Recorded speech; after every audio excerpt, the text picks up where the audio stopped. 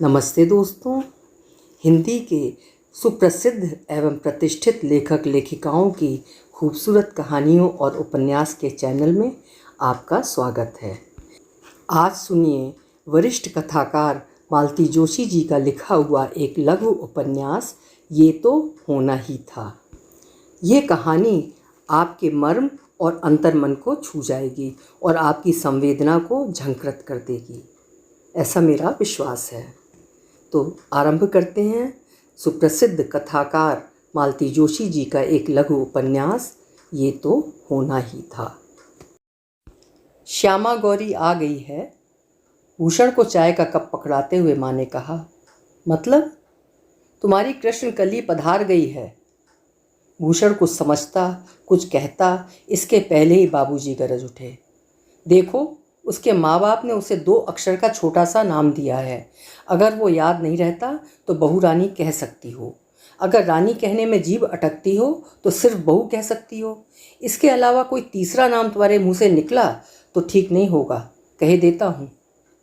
ऐसा मैंने क्या कह दिया जो इतने लाल पीले हो रहे हो? माँ को अनसुना करके बाबूजी अब भूषण से मुखातिब हुए।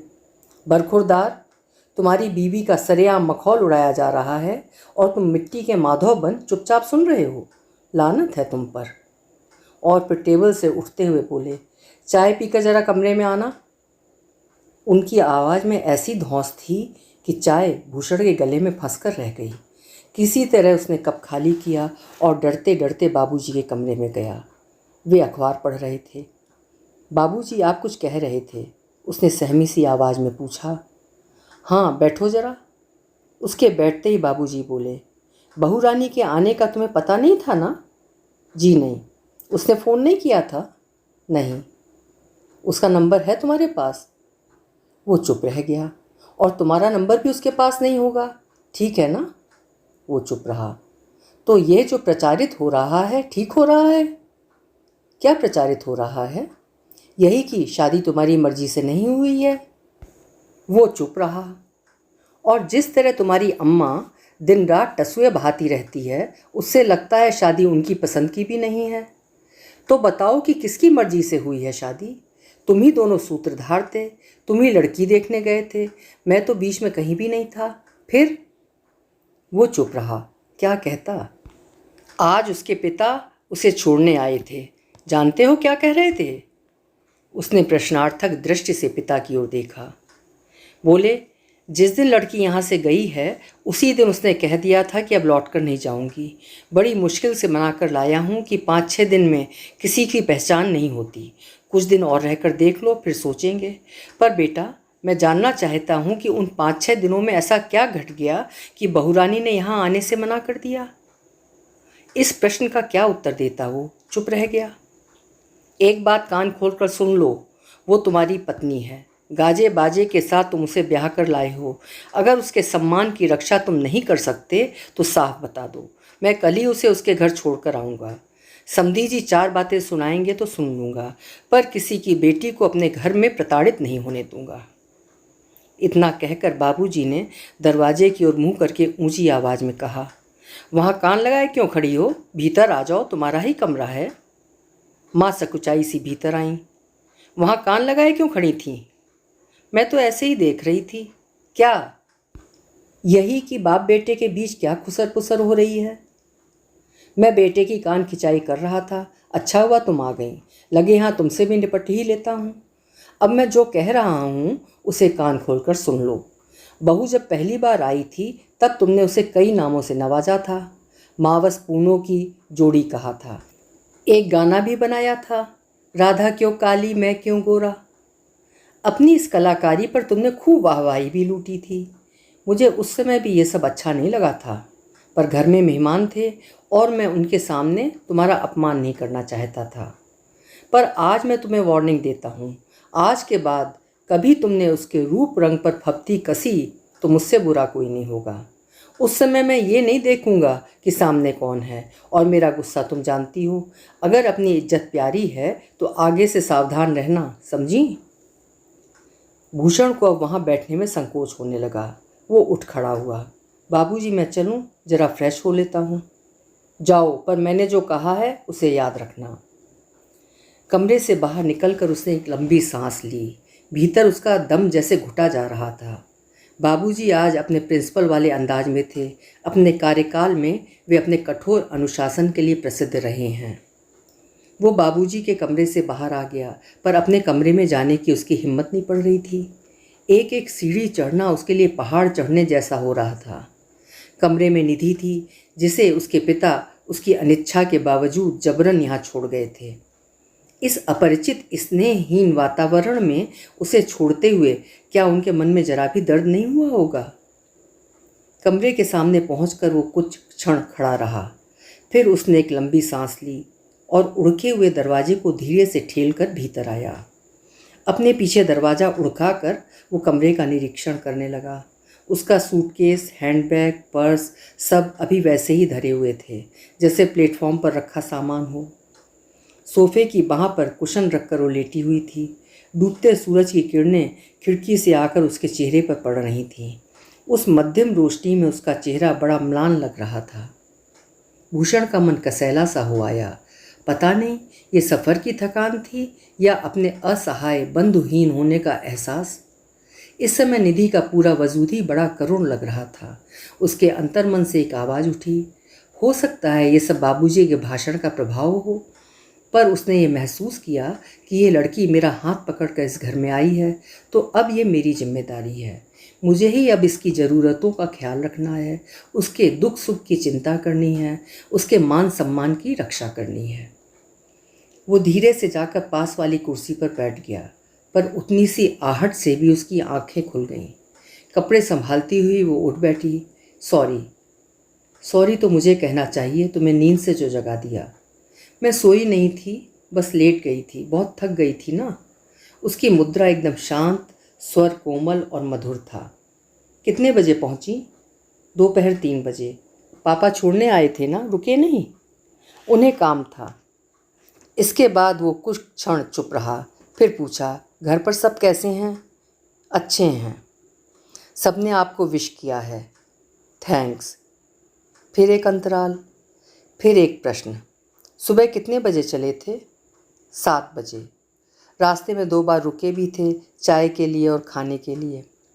हाँ, रुकना तो खैर पड़ता ही है, उसने कहा, और फिर एक मौन उन दोनों के बीच पसर गया। उसे अपने ऊपर तरस आ रहा था। उसके पास कहने के लिए कुछ नहीं है। सोच सोच कर एक एक फालतू सा प्रश्न पूछता जा रहा है। एकाएक कमरे में छाई उस नीरवता का भंग हुआ। दरवाज़ा भड़ाक से खुला और रंजना कमरे में दाखिल हुई। चाय का कप एक तरह से टेबल पर पटकते हुए बोली, बाबूजी ने भिजवाई है। और जिस तेज़ी से भीतर आई थी उसी तेज़ी से बाहर चली गई। उसके तेवर से साफ जाहिर था कि यह काम उसे बेहद नागवार गुजरा है। बाबूजी की अवज्ञा करने की हिम्मत नहीं थी, नहीं तो कभी ना आती। शायद निधि ने भी इस बात को महसूस किया। बोली, दीदी ने नाहक तकलीफ़ की, मैं आने वाली ही थी। कोई बात नहीं, तुम आज थकी हुई हो ना, इसलिए। पर वो जानता है कि अगर उसे इस तरह चाय पेश की गई होती तो वो कप उठाकर फेंक देता। पर ये बेचारी घर की बहू है, ये अपने तेवर किसे दिखाएगी, कैसे दिखाएगी? कितनी ही देर तक वो चाय वैसी ही रखी रही। फिर उसने कहा, चाय ठंडी हो रही है, पी लो। निधि ने कप उठाया और एक घूंट में खाली करके रख दिया। फिर बोली, दरअसल मैं इन कपड़ों में नीचे नहीं जाना चाहती थी और इतनी थकी हुई थी कि साड़ी पहनने की हिम्मत ही नहीं थी। अब उसने ध्यान से देखा, निधि सलवार सूट पहने हुए थी। उसने कहना चाहा, तो क्या हुआ, रंजना अंजना भी तो सूट ही पहनती हैं, पर वो चुप रहा। क्या पता माँ ने बहू के लिए कोई ऑर्डिनेंस जारी कर रखा हो। कम से कम आज वो माँ से पंगा नहीं लेना चाहता था। बाबूजी से डांट खाकर वे वैसी ही जली भुनी बैठी होंगी। कपड़े बदलकर वो नीचे जाने लगी तो वो कहने को हुआ, नीचे जा ही रही हो तो ये कप लेती जाओ और धोकर ले जाना, नहीं तो माँ को बात करने का मौका मिल जाएगा। पर यह कहने की उसकी हिम्मत नहीं पड़ी। उसके घर में लगी नौकरों की फौज वो देखकर आया था। कप प्लेट धोने की नौबत निधि पर शायद ही कभी आई हो। उसके जाते ही भूषण पलंग पर जाकर लेट गया। कपड़े बदलने तक की उसमें ताकत ना रही। ऑफिस से वैसे ही थका हारा आया था, आते ही बाबूजी से सामना करना पड़ा। वो पस्त हो गया। लेटे लेटे वो अपने आसपास देखने लगा। जब भी वो फुर्सत में होता है अपने आसपास देखता है और आश्चर्य में डूब जाता है। सब कुछ जैसे स्वप्नवत लगने लगता है। छत पर बनी मामूली बरसाती का निधि के पापा ने जैसे कायापलट कर दिया था। यही वो बरसाती थी जहाँ घर के शोरगुल से बचने के लिए वो यहाँ आकर पढ़ता था। गर्मियों में रात को सोने की कोशिश भी करता था। उस पुरानी बरसाती का अब कहीं चिन्ह भी ढूंढे नहीं मिलता। सगाई और शादी के बीच में 3 महीने थे। बाबूजी से आज्ञा लेकर निधि के पापा ने उन 3 महीनों में ये सपनों का संसार खड़ा किया था। खूबसूरत बेडरूम, नीले डिस्टेम्पर से पुती दीवारें, फॉल्स सीलिंग से जगमगाती बल्बों की कतार, सुनहरा शेडिलियर, दीवार पर टंगा छोटा सा टीवी, क्यूट सा छोटा सा सोफ़ा सेट, एक writing table, book shelf, shoe rack और ये नक्काशीदार भव्य पलंग। बेडरूम के पास छोटा सा ड्रेसिंग रूम जिसमें गोदरेज की अलमारी, कलात्मक ड्रेसिंग टेबल और कपड़े टांगने के लिए सुंदर स्टैंड है। छोटी सी लॉन्ड्री बैग है। कोटा स्टोन का छोटा सा प्लेटफॉर्म है। दीवार में 2-3 प्लग पॉइंट्स हैं। उसके बाद सर्व सुविधा युक्त बाथरूम, गीज़र, शावर दार्टन, एग्जॉस्ट फैन, नीचे मैट, ब्लू टाइल्स की दीवारें, उसी रंग से मेल खाती टॉयलेट सीट और वॉश बेसिन।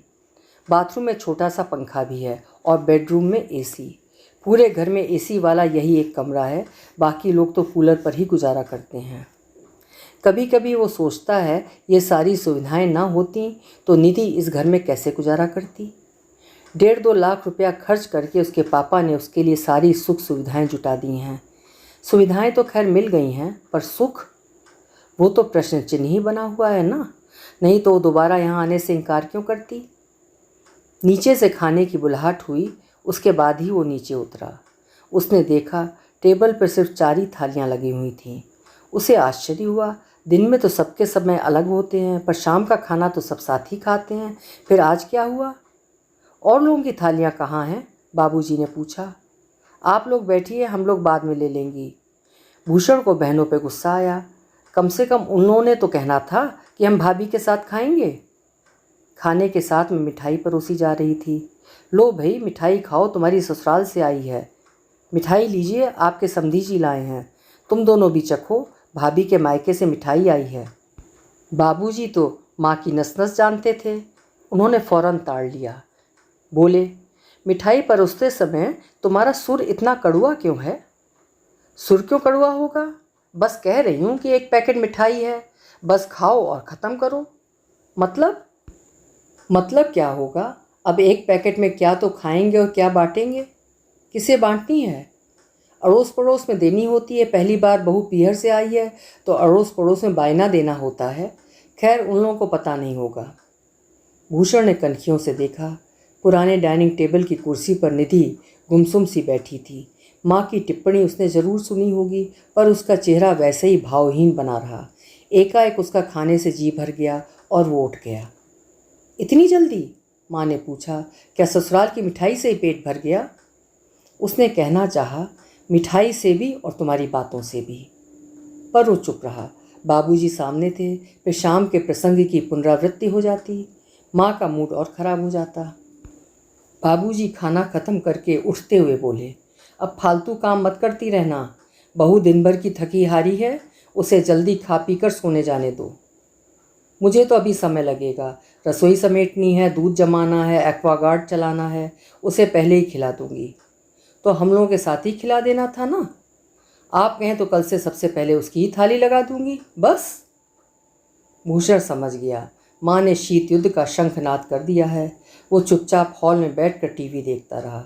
इस मंगलाचरण के बाद निधि ने क्या खाया होगा, कैसे खाया होगा, ये सोचकर ही उसका मन भर आया। खाना खाकर निधि ऊपर चली गई तो वह उसके साथ ही जाना चाहता था, पर माँ के डर से बैठा रहा। बहनों के सामने माँ ने कोई अभद्र टिप्पणी कर दी तो उसे बहुत शर्मिंदा होना पड़ेगा। पिछली बार जब निधि यहाँ थी तो घर में शादी का माहौल था। घर में ढेर सारे मेहमान थे। उसके दाम्पत्य की असली शुरुआत तो अब होनी थी। जब आगाज़ ही ऐसा हुआ है तो अंजाम पता नहीं क्या होगा। इस शीत युद्ध की परिणति पता नहीं क्या होगी। वो आज रात निधि से पूछने वाला था कि उसने दोबारा यहाँ आने से इनकार क्यों कर दिया था। अब वो प्रश्न ही रद्द हो गया था। उत्तर उसके सामने था। बंद दरवाजे पर वो दस्तक देता, इसके पहले ही दरवाज़ा खुल गया। शायद निधि ने उसे की होल से देख लिया था। भीतर आते हुए उसने कहा, दरवाज़ा लॉक करके क्यों बैठ गई थी? गाउन पहन लिया था ना, इसलिए। निधि ने कंधे से दुपट्टा उतारते हुए कहा, एकदम से कोई आ जाता तो अच्छा नहीं लगता। अब इतनी रात को कौन आएगा?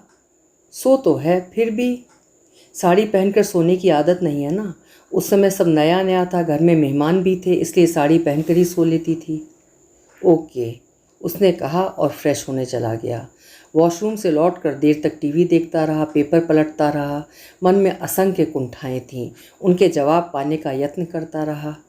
आखिरकार हार कर उसने बत्तियां बुझा दी और आकर लेट गया। कोई 15-20 मिनट बीते होंगे कि उसने कंधे पर हल्का सा स्पर्श महसूस किया। औसत भारतीय पुरुष को प्रणय प्रसंग में स्त्री की पहल करना अच्छा नहीं लगता। भूषण भी अपवाद नहीं था। उसने वितृष्णा से निधि की ओर देखा। नाइट लैंप की रोशनी में उसने देखा कि वो होंठों पर उंगली रखकर उसे चुप रहने का इशारा कर रही है और उंगली से दरवाजे की ओर इंगित कर रही है। उसे कुछ समझ में नहीं आया, पर वो धीरे से उठा, दरवाजे की ओर गया। की होल से देखा तो एक छाया सी नजर आई। उसने दरवाज़ा खोला और बुरी तरह चौंक गया। माँ, तुम? अप्रत्याशित रूप से दरवाज़ा खुलने से माँ भी हड़बड़ा गई थीं और भूषण तल्ख स्वर में पूछ रहा था, यहाँ इतनी रात तुम क्या करने आई हो? कुछ नहीं, बस देखने आई थी। क्या दिखाने आई थी? चिल्ला क्यों रहा है? जा रही हूँ। और वो धीरे धीरे सीढ़ियाँ उतर गईं। भूषण कितनी ही देर तक हतबुद्धि सा वहाँ खड़ा रहा, फिर उसने धीरे से दरवाज़ा बंद कर लिया। बंद दरवाजे पर सिर टिकाए वो बड़ी देर तक खड़ा रहा। बिस्तर पर लौटने का उसका साहस नहीं हो रहा था। वो बेहद शर्मसार महसूस कर रहा था। खड़े खड़े जब पैर जाम हो गए तो बिस्तर पर आकर बैठ गया। दोनों हथेलियों में सिर थाम कर वो देर तक बैठा रहा। लगता था कि अगर हाथ हटा लेगा तो सिर फट जाएगा। सॉरी, पीछे से मृदुल आवाज़ आई। सॉरी किस लिए? शायद मुझे बताना नहीं चाहिए था, पर आपने कहा था ना इतनी रात को कौन आएगा, इसलिए। तुम्हें पता था कि माँ वहाँ है? निधि ने स्वीकृति में सिर हिला दिया। कैसे? पिछली बार जब मैं यहाँ थी ना, तो रात को सीढ़ियों पर चढ़ते उतरने की आवाज़ सुनकर डर गई थी। फिर एक रात मैंने बोल्ट उतार कर रखा। जब सीढ़ियाँ उतरने की आवाज़ सुनाई दी तो धीरे से खोल कर देखा, माँ जी थी। उसने पूछना चाहा कि डर लग रहा था तो मुझे जगाया क्यों नहीं, लेकिन पूछ नहीं सका क्योंकि इतना विश्वास उसने दिया ही कब था कि वो अपना डर या दर्द उससे बांटती। उसने बस यूं ही पूछ लिया, माँ क्या रोज़ आती थीं? रात में 1-2 बार तो ज़रूर आती थीं। वो फिर हाथों में सिर थाम कर बैठ गया था। निधि ने फिर एक बार सॉरी कहा तो बोला, तुम बार बार सॉरी क्यों बोल रही हो? मुझे पता होता कि आप इतने डिस्टर्ब हो जाएंगे तो मैं बताती नहीं, पर सच में मुझे ऐसे वातावरण की आदत नहीं है। मेरे भैया की शादी को 5 साल हो चले हैं। पापा का तो सवाल ही नहीं उठता। मम्मी भी उनके कमरे में कभी नहीं जाती हैं। तनिष्क के समय भाभी की तबीयत थोड़ी ढीली थी, तब 1-2 बार गई होंगी बस। कुछ काम होता है तो मिस्ड कॉल दे देती हैं। मुझसे भी कहती हैं जब भैया घर में हुआ करें तो कमरे में मत जाया करो। उस दिन माँ जी अचानक इस कमरे में आ गई थीं। ये बात अगर मम्मी को बताऊंगी तो वे तो बेहोश ही हो जाएंगी। बताया तो नहीं ना? ऐसी बात क्या बताई जाती हैं? निधि ने कहा। थैंक यू, उसने तहे दिल से कहा और वो फिर चुप हो गया। वो सारा प्रसंग उसकी आंखों के सामने घूम रहा था। उस दिन उसकी सुहागरात थी। रिश्ते की भाभियों ने दिन भर लगकर उसका कमरा सजाया था। देर तक दीदी लोग और भाभियां कमरे में चुहलबाजी करती रही थीं। कोई 10 बजे उन लोगों ने कमरा खाली किया था। वो दरवाज़ा बंद करने की सोच ही रहा था कि माँ आंधी की तरह कमरे में चली आई थीं। आते ही उसे लिपट कर रो पड़ी थीं। रोते हुए उनका प्रलाप जारी था। मैं तुम्हारी कसूरवार हूँ बेटा, मैंने तुम्हारी ज़िंदगी तबाह कर दी। कैसा पत्थर तुम्हारे गले में बांध दिया है, पर क्या करूँ, मेरी अकल पर भी पत्थर पड़ गए थे। मेरी मति मारी गई थी। पता नहीं उन लोगों ने चाय में ऐसा क्या पिला दिया था, हलवे में क्या खिला दिया था। मेरी आंखों में धुंध पड़ गई थी, मुझे कुछ दिखाई ही नहीं दिया। मुझे मालूम है बेटा, भगवान इस गलती को कभी माफ़ नहीं करेगा, पर तुम मुझको माफ़ कर देना बेटा, अपनी माँ को माफ़ कर देना। माँ उसकी छाती में मुंह छिपाकर रोए जा रही थी और वो पत्थर की मूर्ति सा निस्पंद खड़ा था और एक कोने में खड़ी निधि इस दृश्य को देखकर सहम गई थी और थर थर काँप रही थी। तभी बाहर से बुआ की कड़कदार आवाज़ सुनाई दी। भाभी, बच्चों के कमरे में क्या कर रही हो? बंद करो ये नौटंकी और बाहर निकलो। बुआ यूं तो बाबूजी की छोटी बहन थीं, पर उम्र में माँ से बड़ी थीं और बाबूजी की तरह ही रौब-दाब वाली थीं। उनसे भिड़ने का साहस माँ में भी नहीं था। उनकी आवाज़ सुनते ही माँ सहम कर दूर हो गईं और धीरे धीरे चलकर कमरे से बाहर हो गईं। बुआ ने आगे बढ़कर दरवाज़ा बंद कर लिया और कहा, बेटा अंदर से बंद कर लो। वो रात, वो मधुयामिनी एक दूसरे से आंखें चुराते ही बीत गई। क्या माँ यही चाहती थी? क्या आज भी उनका इरादा यही था? माँ के प्रति एक अव्यक्त गुस्से से उनका मन भर उठा। उसकी परिणति ये हुई कि उसने निधि को आगोश में भर लिया और कहा, थकी हुई हो ना, सो जाओ, फालतू बातों पर सोचकर परेशान मत हो, ओके? उनकी मधुयामिनी का मुहूर्त शायद आज का ही था। वो वॉशरूम से निकला ही था कि निधि ने पूछा, चाय लेंगे? चाय? उसने विस्मय से कहा। इस बार ना मैं एक इलेक्ट्रिक केटल और चाय कॉफ़ी के रेडी मिक्स पाउचेस लेकर आई हूँ। सिर्फ चाय के लिए कपड़े बदल कर नीचे जाना बड़ा बोर लगता है। ठीक तो है, उसका गाउन पहनकर नीचे जाना माँ कभी पसंद नहीं करेंगी। भूषण ने कहा, ऐसा करो, आज तुम अकेले पी लो, नीचे बन गई होगी ना, उसके साथ न्याय करना होगा, कल से साथ पियेंगे। आज वहाँ बता दूंगा, पर चाय पियोगी कैसे? मैंने कल वाला कप रख लिया था। भूषण का मन खराब हो गया। शादी के समय वह पूरे दर्जन भर कप प्लेटों वाला सुंदर टी सेट लाया था। माँ ने पता नहीं उसे कहाँ छुपा कर रख दिया और किसी ठेले से 2 दर्जन मग उठा कर ले आई थी। बोली, शादी में ढेर सारे लोग रहेंगे, दिन भर चाय बनती रहेगी, टूट फूट भी होती रहेगी, बेकार में सेट खराब हो जाएगा। भूषण ने मान लिया था, पर अब शादी को महीना भर हो गया है, वही मग्स चले आ रहे हैं। वो चलने लगा तो निधि बोली, मैं नहा धोकर तैयार होकर ही नीचे आऊँगी, चलेगा ना? चलेगा, उसने कहा और नीचे उतर गया।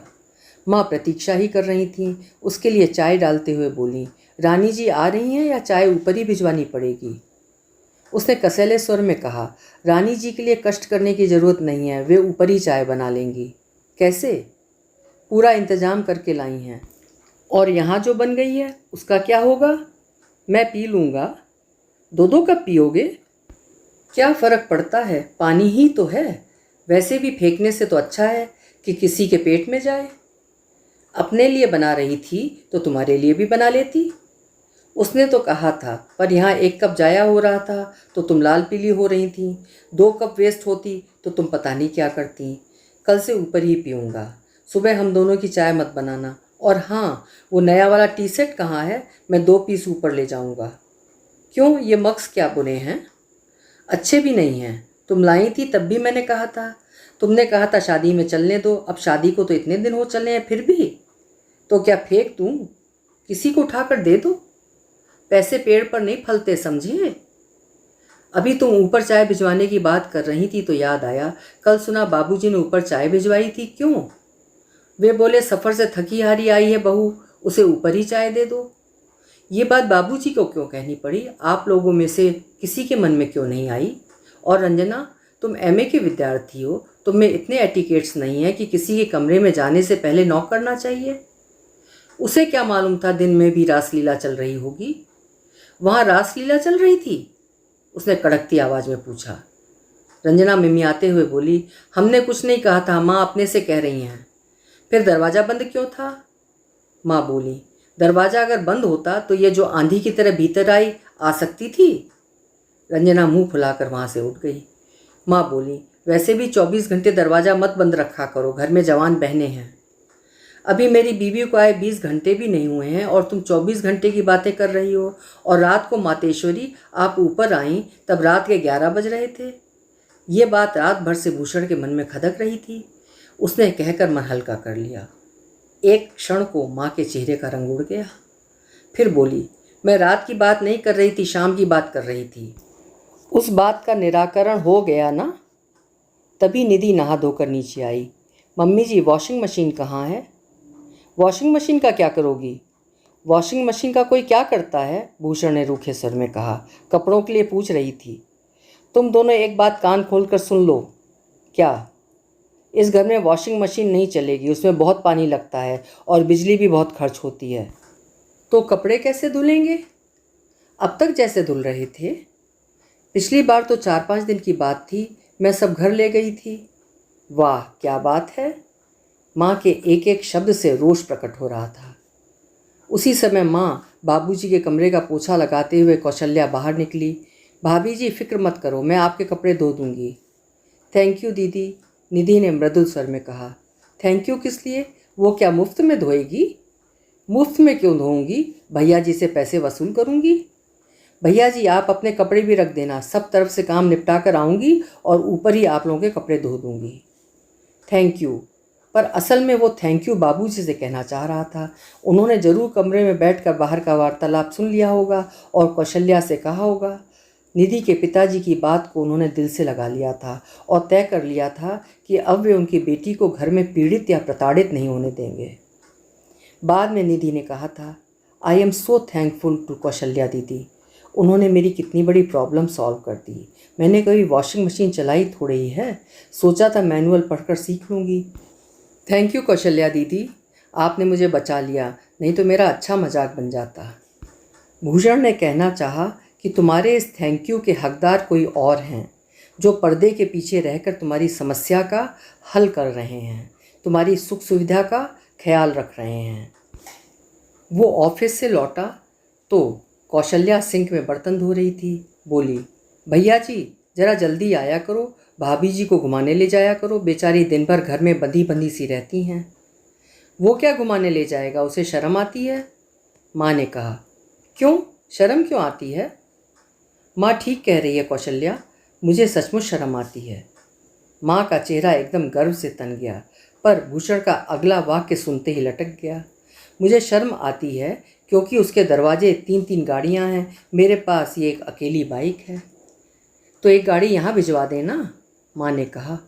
वो तो भिजवा देंगे, पर रखोगी कहाँ? बाहर का बरामदा पूरा गैराज बना हुआ है। मेरी बाइक, बाबूजी का स्कूटर, रंजना की एक्टिवा सब वहीं ठुसे खड़े रहते हैं।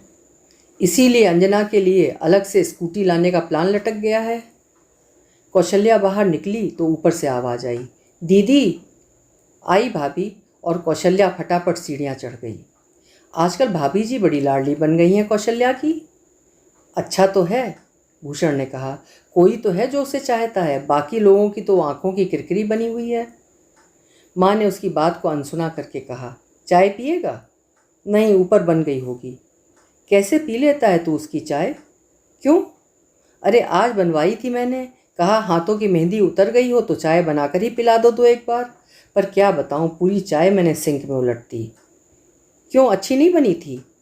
किसी ने चखी होती तो पता चलता ना कि कैसी बनी थी। मेरा तो शक्ल देखकर ही मन खराब हो गया। चाय की शक्ल देखकर स्वाद पता चल जाता है? क्यों नहीं चलता? इतने दिन बाहर नहीं झोंकी है मैंने। तभी कौशल्या नीचे उतरी। भैया जी भाभी चाय लिए बैठी हैं। जा रहा हूँ, उसने कहा और सीढ़ियाँ चढ़ने लगा। तभी कानों में माँ की आवाज़ आई, कौशल्या क्या लिए जा रही है? भाभी की साड़ियाँ हैं, प्रेस में जाएंगी। रानी जी घर में भी प्रेस की साड़ियाँ पहनेंगी, सूरत न शक्ल, ठसक देखो। वो सीढ़ियों पर ही ठिठक गया था। वहीं से बोला, माँ प्रेस के कपड़ों का सूरत शक्ल से क्या संबंध है? माँ बुरी तरह चौंक गई। तू अभी तक यहीं खड़ा है, ऊपर जा रहा था ना? जा रहा हूँ, आपकी अमृतवाणी सुनने के लिए रुक गया था। माँ ने एकदम से मुंह फेर लिया था, इसलिए उनके चेहरे के भाव वो पढ़ नहीं सका। निश्चित ही वे देखने लायक होंगे। ऊपर जाते हुए भूषण का मन ग्लानि से भर उठा था। निधि की बनाई चाय माँ ने सिंक में उड़ेल दी थी, उसे कैसा लगा होगा? चाय देते समय निधि ने धीरे से पूछा, आपको सचमुच ये चाय अच्छी लगती है ना? ज़बरदस्ती तो नहीं पीते? ऐसा क्यों पूछ रही हो? आज माँ जी के लिए बनाई थी पर उन्हें पसंद नहीं आई। वो दूसरे वाक्य की प्रतीक्षा करता रहा कि उन्होंने सिंक में उलट दी, पर निधि ने कहा, आपके लिए कह रही थी कि वो कैसे पी लेता है पता नहीं। हर माँ को लगता है कि बेटे को सिर्फ उसके हाथ का खाना, उसके हाथ की चाय अच्छी लगती है। माँ की बातों का बुरा मत मानना, उन्हें किसी के हाथ का कुछ नहीं अच्छा लगता। नौकरी लगने के बाद उन्हें आराम देने के लिए मैंने 2-3 बार कुक रखने की कोशिश की, पर किसी से उनकी नहीं पटी। या तो उसे कुछ बनाने नहीं देती थी या फिर उसके बनाए खाने में नुक्स निकालती थी। 2 महीने से ज़्यादा कोई टिकता ही नहीं था। आखिरकार मैंने वो कोशिश छोड़ दी। तुमसे ये सब इसलिए कह रहा हूँ कि कल को तुम कोई खाने की चीज़ भी बनाओगी तो उन्हें पसंद नहीं आएगी, उसका बुरा मत मानना। मैं खाने की चीज़ क्या बनाऊंगी? मुझे चाय बनाना ही नहीं आता। गैस पर बनने वाली चाय तो बिल्कुल ही नहीं आती। घर पर चाय कौन बनाता है? गेस्ट होते हैं तो टेबल पर मम्मी या भाभी बनाकर सर्व करती हैं।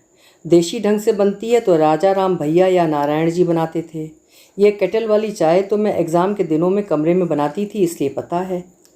घर में खाना कौन बनाता है? महाराज है ना, काशीबाई है, जिन्हें हम लोग काकी कहते हैं। वो सब्जी काट देती हैं, मसाला पीस देती हैं। कभी भैया को नॉनवेज खाना हो तो कैंटीन से खानसामा आ जाता है। तुम्हारे घर में नॉनवेज बनता है? किचन में नहीं बनता। भैया के कमरे से लगा हुआ एक छोटा सा किचन है। तनिष्क के लिए दूध गर्म करना हो, रात बिरात को कॉफ़ी बनानी हो तो काम आता है। ये इलेक्ट्रिक केटल यहाँ लाने का आइडिया मुझे भाभी ने ही दिया था। काफ़ी देर तक बातें होती रहीं, पर निधि ने सिंक में चाय फेंकने की बात नहीं बताई। शायद उसके सामने न फेंकी हो, या कि फेंकी ही ना हो। माँ के बारे में कुछ नहीं कहा जा सकता। वे कुछ भी कह सकती हैं और कुछ भी कर सकती हैं। बाबूजी का मैसेज? उसे बड़ा आश्चर्य हुआ। बाबूजी इन आधुनिक कलाबाजियों से कोसों दूर रहते हैं। मोबाइल भी भूषण ने बड़ी मुश्किल से उन्हें दिलवाया था। उन्होंने सारी तकनीक सीख भी ली थी, पर वे शायद ही कभी उनका उपयोग करते थे। मैसेज भी शायद पहली बार ही भेजा है। उसने पढ़ा, मेरी स्कूटर की डिक्की में एक थैला है, उसे लेकर सीधे ऊपर जाओगे और याद रखना ये सामान तुम लाए हो, मैं नहीं। अपनी बाइक टिकाकर उसने बाबूजी के स्कूटर की डिक्की खोली। उसमें सामान से ठसाठस भरा हुआ एक थैला था। उसे लेकर सीधे ऊपर जाना था। माँ का चुंगी नाका पार करना केवल असंभव था। फिर भी दाएं बाएं न देखते हुए वो सीधा सीढ़ियों की तरफ बढ़ गया। आहट पाकर माँ रसोई के बाहर आईं। भैया आया था ना? हाँ, ऊपर गए हैं, कुछ सामान लाए हैं, रंजना ने बताया। काली माई का चढ़ावा होगा। कमरे में जाते जाते भूषण ने फिक्रा सुन लिया था। उसे बुरा भी लगा, पर इस समय उसके मन पर दूसरी ही बातें हावी थीं। भीतर जाते ही उसने वो थैला निधि के सामने रख दिया। क्या है? मुझे क्या पता, तुमने बाबूजी से क्या मंगवाया था? मैं बाबूजी से क्यों कुछ मंगवाऊंगी? अगर किसी चीज़ की ज़रूरत होगी तो मैं आपसे कहूँगी ना। मैं भी वही सोच रहा था। खैर चलो खोल कर देखते हैं। थैले में नाश्ते का सूखा सामान था। 2-3 तरह के बिस्कुट, नमकीन, सेव, आलू के चिप्स, भुने हुए काजू और ब्रेड। Oh my God! दोनों हाथों में सिर थाम कर निधि धम्म से बैठ गई। क्या हुआ? उसने घबरा कर पूछा। आप नाराज़ तो नहीं होंगे? पहले बताओ तो क्या हुआ, फिर सोचूंगा। वो सचमुच घबरा गया था।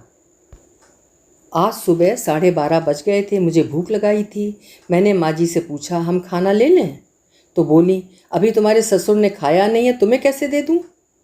बाबूजी पूजा कर रहे थे, वहीं से बोले, सुबह उसे भी बच्चों के साथ क्यों नहीं खिला देती? उन्हें ऑफिस जाना होता है, कॉलेज जाना होता है, इसीलिए हाय हाय करके किसी तरह खिला देती हूँ। कहोगे तो इसे भी खिला दूँगी। अच्छा बताओ, अपने घर में तुम 10 बजे खाना खा लेती थी? लंच तो 1 बजे ही होता है, पर सुबह ब्रेकफास्ट हो जाता है ना।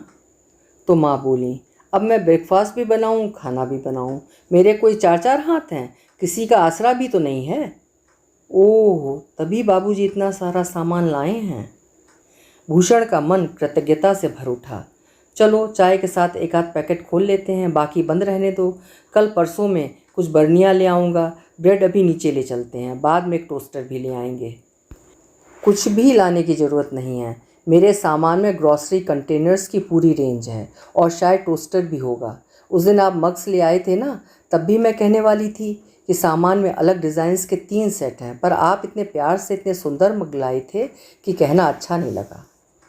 उसकी इस समझदारी पर भूषण मुग्ध हो गया। खुले नमकीन और बिस्कुट के पैकेट को उठाते हुए बोला, मैं नीचे जा रहा हूँ। बंद वाले पैकेट ले जाइए ना। नहीं, पहले इन्हें ख़त्म कर देते हैं। ठीक है, मैं ये सब समेट कर नीचे आ रही हूँ। भूषण ने दोनों खुले हुए पैकेट डाइनिंग टेबल पर रख दिए। ये क्या है? माँ ने पूछा। काली माई का प्रसाद है, थोड़ा चढ़ा दिया है, बाकी ये रहा। भूषण, पीछे से कड़कदार आवाज़ आई। वो चौंक गया। उसे तो पता ही नहीं था कि बाबूजी कमरे में हैं। अगर तुमने ये बात मजाक में कही है तो ये बहुत ही घटिया मजाक है। सॉरी, उसने विनम्रता से कहा। मैं जानता हूँ तुम इतना घटियापन नहीं कर सकते। इसका मूल कहाँ है मैं जानता हूँ। और उन्होंने जलती हुई आंखों से माँ की ओर देखा। मुझे क्यों घूर रहे हैं? मैंने क्या किया है? काली माई के चढ़ावे की बात किसने कही थी? माँ सकपका गई, बोली, रात दिन मेरा जी जलता रहता है, एक आध बार मुंह से निकल गया तो इतनी हाय तौबा क्यों मचा रहे हैं? तभी भूषण ने निधि को उतरते हुए देखा और बोला, बाबूजी अब रहने दीजिए प्लीज़। आज रहने देता हूँ, दोबारा ऐसा हुआ तो मुझसे बुरा कोई नहीं होगा। आज तो दोनों बड़ी स्मार्ट लग रही हो, भूषण ने कहा तो दोनों बहनों ने पहले तो एक दूसरे की ओर देखा, फिर अंजना धीरे से बोली, भाभी ने दिए हैं। आई सी, वेरी गुड। तभी माँ बोल पड़ी, ऐसे आंखें फाड़ कर देखने की ज़रूरत नहीं है, ननद भौजाइयों में ऐसा लेन देन चलता रहता है। निधि, मैं अपना वॉयलेट शायद ऊपर भूल आया हूँ, ला दोगी प्लीज़? जी, कहकर निधि ऊपर चली गई तो उसने कहा, मैंने तो बस एक बात कही थी, उस पर इतना रिएक्ट होने की ज़रूरत नहीं थी। आजकल माँ का बोलना भी बुरा लगने लगा है। बिना बात के बोलोगी तो बुरा ही लगेगा। और तुम जो बीबी के कपड़ों की ठसक दिखा रहे थे वो अच्छी बात है? मैं क्या ठसक दिखाऊंगा, मुझे तो पता भी नहीं था कि ये उसके कपड़े हैं। क्यों, क्या उसकी अलमारी कभी नहीं देखी? मैं क्या देखूंगा, मैं तो इसी संकोच में मरा जा रहा हूँ कि आज तक उसके लिए कुछ नहीं ला सका, हिम्मत ही नहीं हुई। कुछ लाने की ज़रूरत नहीं है, ढेर है उसके पास। जिसके पास ना रूप है ना रंग है, उसके पास भंडार है, और मेरी बेटियों के पास गिनती के कपड़े हैं। माँ, तुमने फिर उसके रूप रंग पर टिप्पणी की। तुम्हें इतना बुरा लगता है तो जाने दो, नहीं बोलूँगी, पर मैं कहती हूँ रूप रंग ना सही, गुण ढंग तो हो, चाय तक बनाने का सहूर नहीं है। तुम्हें खाना बनाने वाली चाहिए थी तो किसी मिसरानी की बेटी को ब्याह लाती। ऐसे घर की बेटी क्यों लाई जहाँ चाय बनाने तक के लिए नौकर लगे हुए हैं? तो एक खानसामा इधर भी भेज देते। तभी निधि ने ऊपर से आवाज़ दी, यहाँ तो नहीं मिल रहा है, कहाँ छोड़ा था, याद है? ओ सॉरी यार, भूषण ने कहा, मैं लैपटॉप पर रख कर भूल गया था। नीचे आ जाओ। फिर माँ से बोला, मैं आज फ़ोन कर दूंगा तो खानसामा कल आ जाएगा, पर झेलने की ताकत है तुम में? तब तक निधि नीचे आ गई थी। भूषण ने कहा, निधि प्लीज़ मुझे 4 स्लाइस सेक दो और चाय बना लो, माँ बाबूजी भी पिएं तो उनकी भी बना दो। निधि चाय बनाने भीतर गई तो साथ साथ वो भी किचन में चला गया और उसे देसी चाय बनाने के गुर सिखाने लगा। निधि बाबूजी को चाय देने गई तो वे बोले, बेटा 2 पीस अपने लिए भी सेक लेना, खाने में अक्सर देर हो जाती है ना। माँ भूषण से बोली, तू अभी ब्रेड खा रहा है, खाना कब खाएगा? मैं बस अब निकल रहा हूँ, खाना कैंटीन में खा लूँगा। निधि, मैं गाड़ी निकाल रहा हूँ, तुम मेरा बैग और लैपटॉप लेकर बाहर आ जाओ। बरामदे में गाड़ी साफ़ करते हुए उसने सुना माँ कह रही थी, लड़के के तेवर देखो। बाबूजी बोले, तुमसे लाख बार कहा होगा जाते समय उससे चिकचिक मत किया करो, उसका दिमाग गर्म हो जाता है। लड़का 15 किलोमीटर दूर बाइक से जाता है, किसी दिन कोई अनहोनी हो गई तो ज़िंदगी भर रोती रहोगी। हमें तो लगा था वहाँ से कार आएगी। कार चलाने के लिए भी दिमाग को ठंडा रखना पड़ता है, समझी? आदत सुधारो अपनी। घर से निकलते हुए वो सोच रहा था, माँ की ये आदत तो अब क्या सुधरेगी, बल्कि रोज़ इसमें इजाफा ही होता जा रहा है। उसने पूछा, रंजू अंजू को वो कपड़े तुमने दिए थे? निधि चुप रही। भूषण ने खींच कर कहा, बताना तो था यार, मैंने तारीफ़ कर दी तो माँ ने कोई और ही मतलब निकाल लिया और शुरू हो गई। बताती हूँ, पर इस शर्त के साथ कि आप किसी से कुछ नहीं कहेंगे। मैं नहीं चाहती कि मेरे कारण घर में कलह कलेश हो। ऐसे ही कौन सा काम हो रहा है, फिर भी बताओ। 3-4 दिन पहले माँ जी कमरे में आई थीं, बोली, पियर से क्या क्या लाई हो बताने की भी ज़रूरत नहीं समझी तुमने। ऐसा कहकर उन्होंने अलमारी खुलवाई और सारे कपड़ों का मुआयना किया। मैंने सोचा था कि कहीं घूमने जाएंगे, इसलिए कुछ ड्रेसेस और सूट्स लेती आई थी। माँ जी ने 4 सूट निकाल लिए, बोली, यहाँ तो तुम सूट पहनोगी नहीं, यूं ही पड़े रहेंगे, लड़कियों के लिए रख लेती हूँ, कॉलेज आते जाते पहन लेंगी। फिर बोली, रिवाज है कि भाभियाँ अपने हाथ से एक एक साड़ी ननद को देती हैं, तुम भी दो। मैंने कहा, आप पसंद कर लीजिए। उन्होंने दोनों दीदी लोगों को बुला लिया और उन लोगों ने एक एक साड़ी पसंद कर ली। नई थी। इस समय तो मेरे पास सब कुछ नया ही है। ये साड़ियाँ तो शादी में मिली हुई थीं, अभी उनके ब्लाउज भी नहीं सिले हैं, आते समय मम्मी ने पकड़ा दी थी। वो दोनों हाथों से सिर थाम कर बैठ गया। ये लोग इस तरह मुझे कब तक शर्मसार करते रहेंगे? क्या कभी भी बीवी के सामने सिर नहीं उठाने देंगे? मुझे मालूम था आपको ये सब अच्छा नहीं लगेगा, इसीलिए नहीं बताया था। निधि बोली, थैंक्स, उसने कहा और लेट गया। वो जानता था कि आज रात उसे नींद नहीं आएगी। सुबह तैयार होकर नीचे उतरा तो अलमारी की चाबी निधि के सामने पटकते हुए बोला, कितनी बार कहा है अलमारी लॉक किया करो, चाबी उसी में लगी छोड़ देती हो। निधि ने सास की तरफ देखा। वे बोली, मैंने ही मना किया था, इस घर में कोई चोर उचक्के थोड़ी बसते हैं जो 24 घंटे ताला डाल कर रखती हो। ये कौन सा तर्क है? वो खींच कर बोला, ताला खोलने में कितनी देर लगती है? भूषण ठीक कह रहा है, बाबूजी बोले, सावधानी बरतनी चाहिए, वक्त कहकर नहीं आता। अलमारी से बहू की चीज़ बस्त रखी रहती है। चीज़ बस्त मतलब? निधि ने मासूमियत से पूछा। ज्वेलरी, भूषण ने बताया। ज्वेलरी तो माँ जी के पास हैं। बाप बेटे दोनों ने माँ की ओर देखा। ऐसे क्या घूर रहे हैं? मैंने कहा था कि दे दो, बैंक में रखवा दूंगी। दोनों ने कहना चाहा, कहाँ रखवाओगी, कहीं लॉकर है भी? पर निधि के सामने दोनों चुप रहे। बाबूजी ने कहा, बेटा आजकल में अपनी बैंक में दोनों के नाम से अलग लॉकर ले लो। ज़माना ख़राब चल रहा है, इतना जोखिम घर में रखना ठीक नहीं है। भूषण ने साफ देखा कि माँ का चेहरा उतर गया है। शायद उनकी कोई योजना उन्हें ध्वस्त होती दिखाई दी है। उसने सोचा, लॉकर तो वह ले लेगा, पर माँ के पास से गहने कैसे मांगेगा?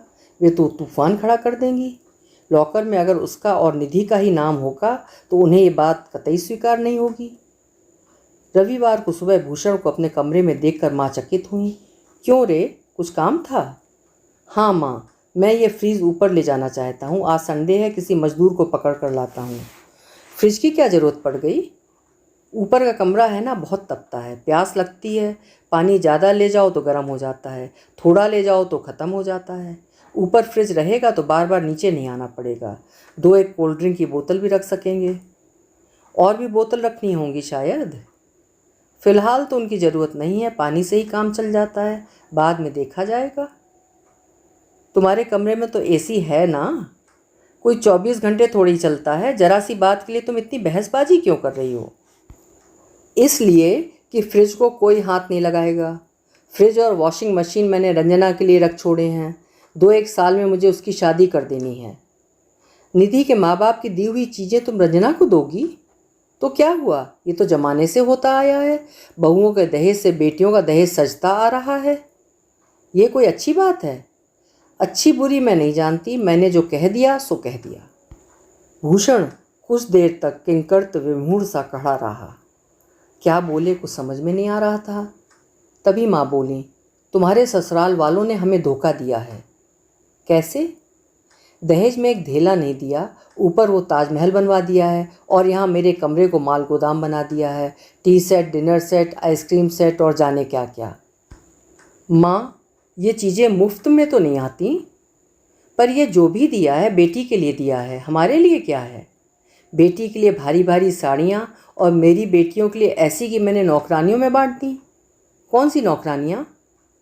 भूषण के प्रश्न को अनसुना कर वे कहती रहीं, लोग पूछते हैं तो बताने में भी शर्म आती है। सब यही कहते हैं, हीरे जैसा लड़का मुफ्त में लुटा दिया। तो तुम्हारा असली दर्द ये है, नाहक बेचारी के रूप रंग को कोसती रहीं। वाह बेचारी, बड़ा दर्द आ रहा है। नहीं आएगा, बीबी है मेरी। बाप बेटे दोनों आजकल उसी की हिमायती बन गए हो। तभी तो टिकी हुई है बेचारी, नहीं तो कब की भाग खड़ी होती। ये बात भले ही उसने माँ को चिढ़ाने के लिए कही थी, पर वो मन ही मन जानता था कि ये बात सच है। दोपहर 12 बजे दरवाजे के सामने सामान वाला एक टेम्पो रुका। 2 लोग नीचे उतरे और कुछ सामान लेकर भूषण के पीछे पीछे ऊपर चले गए। कौन था? आहट सुनकर माँ किचन से बाहर आ गई थी। भैया शायद फ्रिज लेकर आए हैं, अंजना ने कहा। माँ ने गैस बंद की, हाथ धोए और सीधे ऊपर चली गईं। पीछे पीछे अंजना थी। भूषण ने दोनों को देख लिया था, फिर भी अनदेखा करते हुए उन लोगों से बोला, आप ये सारे फंक्शंस मैडम को समझा दो, क्योंकि उन्हीं को ऑपरेट करना है, मैं तो दिन भर बाहर ही रहता हूँ। फिर वे लोग बताने लगे, इस नल से ठंडा पानी आएगा, इस नल से गर्म पानी आएगा। ये नल नॉर्मल पानी पीने के लिए है, नीचे छोटा सा फ्रिज है, 1 आध कोल्ड ड्रिंक की बोतल, 1 आध दूध का कार्टन रख सकती हैं। 20 लीटर की बोतल ऊपर फिट होगी। अगर आप 2 ही लोग हैं तो 3 दिन तक आराम से चलेगी।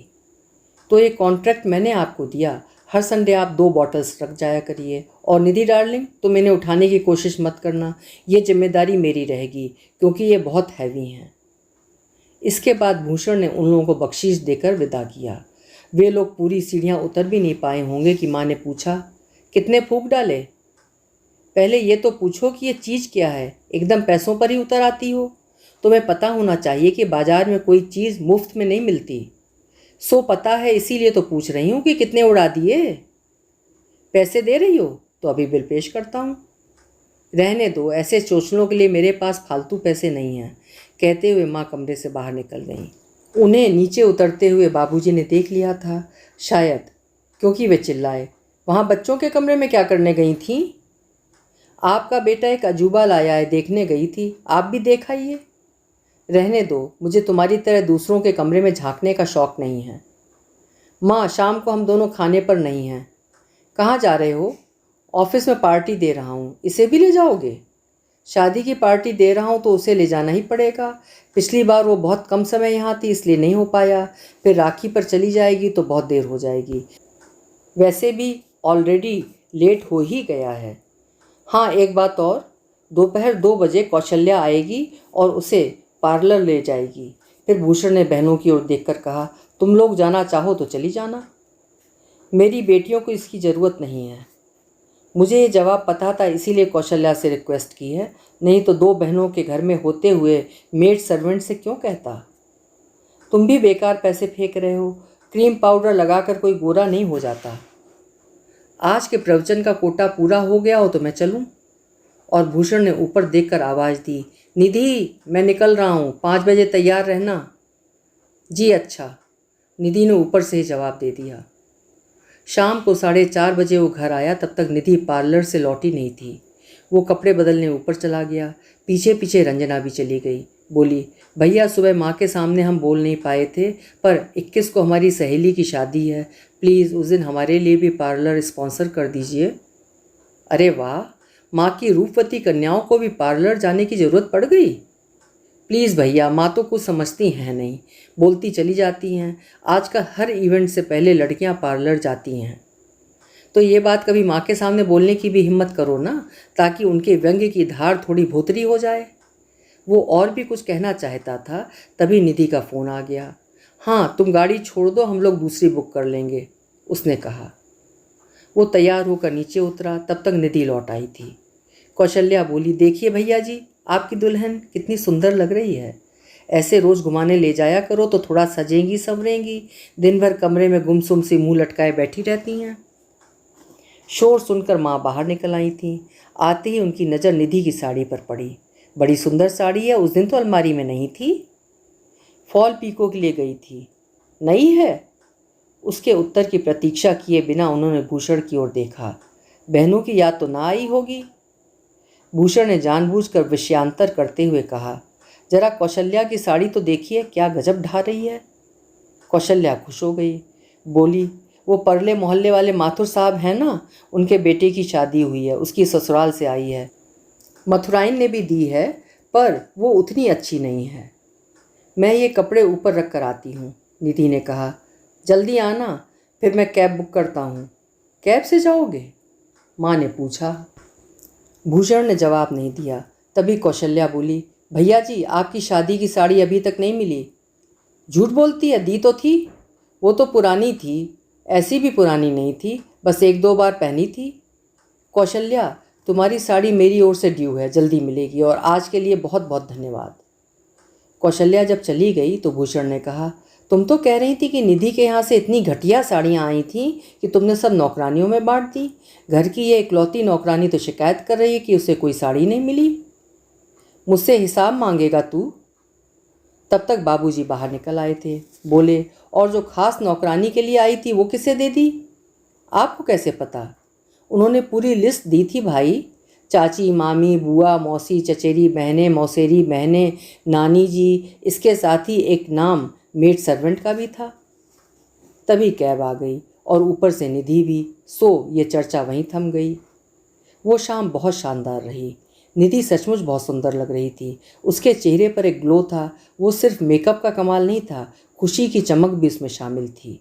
पति के साथ पहली बार बाहर जाने के उल्लास से उसका चेहरा दमक रहा था। पार्टी बहुत सफल रही। निधि के आभिजात्य ने सबका मन मोह लिया था। उसके व्यवहार में एक ग्रेस था, एक सहजता थी जिससे पता चलता था कि ऐसी पार्टियों की उसे आदत है। उसकी वाणी में एक सौम्यता थी, आवाज़ में एक खनक थी, और उसकी अंग्रेजी तो गजब की थी। सभी उससे प्रभावित हुए बिना नहीं रह सके। सबने भूषण को खूब सारी बधाइयाँ दीं और वो बनावटी नहीं थी। इतनी सुहानी शाम के बाद घर लौटने का मन ही नहीं हुआ। चलो पिक्चर चलते हैं, भूषण ने कहा, और वे एक मल्टीप्लेक्स में चले गए। वातानुकूलित वातावरण में रिक्लाइनिंग चेयर्स पर 3 घंटे पास बैठकर जो सुकून मिला वो अद्भुत था। अरसे बाद एक निर्मल आनंद की अनुभूति हुई थी। जैसी कि उसे आशंका थी, दरवाज़ा माँ ने ही खोला। बड़ी देर कर दी? मैं ऊपर जा रही हूँ, निधि ने कहा और कमरे में चली गई। इस समय उसका ऊपर जाना ही श्रेयस्कर था। फिर भूषण ने कहा तो था कि देर हो जाएगी, पर इतनी देर? पिक्चर चले गए थे, बहनों की याद तो ना आई होगी। माँ, आज पहली बार उसे बाहर लेकर गया हूँ, क्या मेरा इतना सा सुख भी तुमसे नहीं देखा जाता? भूषण का वो रूप देखकर माँ एक बार तो सहम गई। उसका स्वर ही नहीं, आंख भी अंगार उगल रही थी। फिर भी उन्होंने साहस बटोर कर कहा, मैं क्या दुश्मन हूँ तुम्हारी जो ऐसी बात कह रहा है? भीतर से बाबूजी की आवाज़ आई, आधी रात हो गई है, बच्चों को सोने दो, बाकी लड़ाई कल सुबह कर लेना। भूषण ने तिक्त स्वर में कहा, बाबूजी की बात सुन ली ना? आधी रात हो गई है, अब सो जाओ, रोज की तरह गश्त लगाने मत आना। माँ आंखें फाड़ कर उसे देखती रह गई। तुम्हें क्या लगता है कि हमें पता नहीं चलता? माँ को उसी तरह अकबकाई सी हालत में छोड़कर वो कमरे में चला आया। दरवाज़ा बंद करते हुए उसने देखा, निधि पार्टी के कपड़ों में ही निस्पंद बैठी हुई है। उसे देखते ही बोली, क्या हमारा पिक्चर जाना ठीक नहीं हुआ? देखो, मैं नीचे से काफ़ी झेल कर आया हूँ, अब तुम मत शुरू हो जाना प्लीज़, उसने खींच कर कहा। सॉरी, निधि बोली और चुपचाप जाकर लेट गई। वो दोनों हाथों में सिर पकड़कर बैठ गया।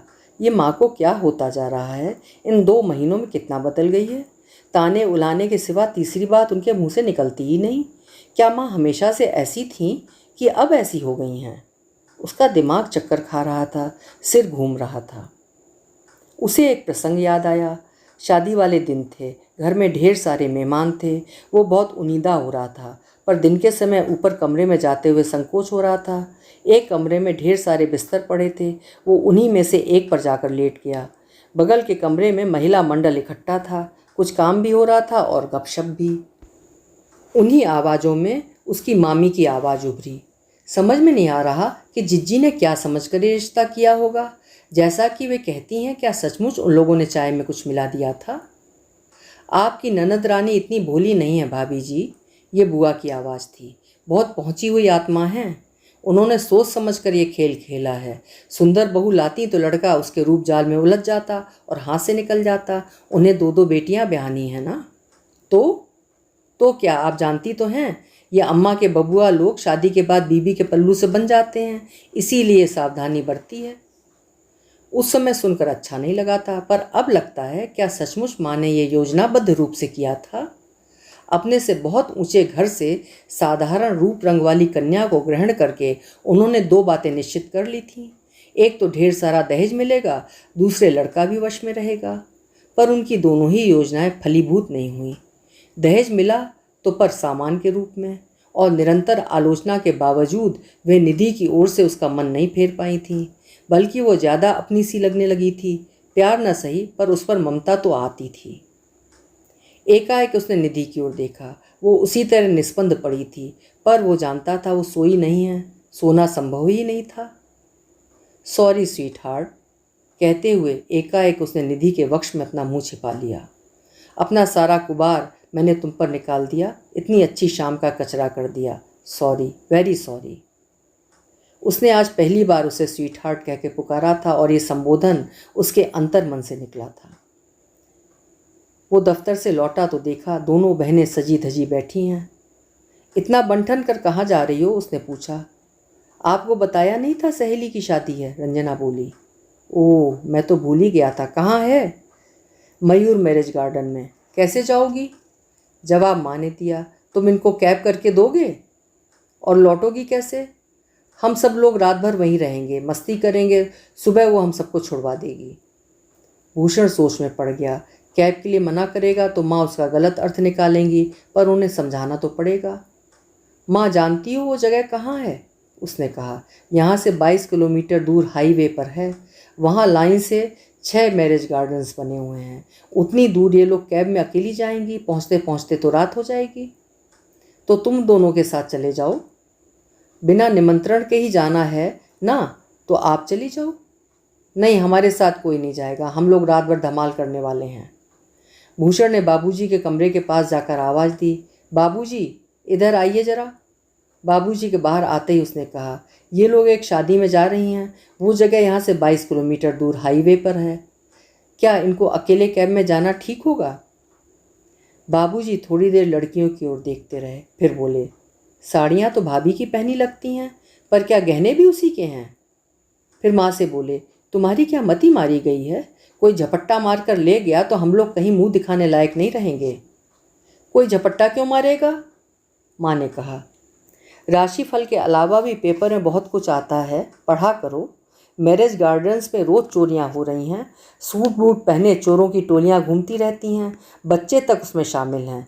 गिफ्ट वाले लिफाफे चोरी हो जाते हैं, पर्सेस छिन जाते हैं, बटुए उड़ा लिए जाते हैं, चेनें झपट ली जाती हैं, और ये दोनों पूरा ज्वेलरी बॉक्स बनी घूम रही हैं। किसी की भी नीयत खराब हो सकती है।